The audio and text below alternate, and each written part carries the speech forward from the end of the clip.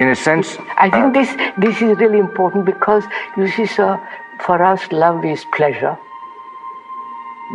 sexual, other ways. Love is pleasure, and love is fear. Love is jealousy. Love is possessiveness, domination, aggression. You follow? We use that word to cover up all this.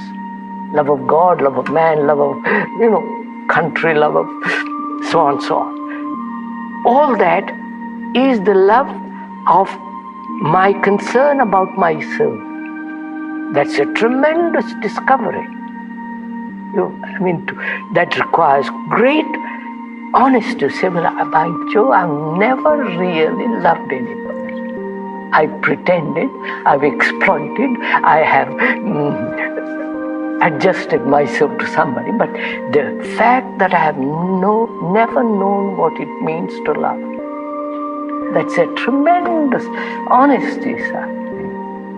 To say that I thought I loved and I never found it. Now I've come upon something which is real, which is I've watched what is and moved from there. There is an awareness of what is, and that awareness moves. It's a living thing, not comes to a conclusion. Don't say, I like, don't like, this is good, this. Just be aware. And then from that grows the flame of awareness, if one can so call it.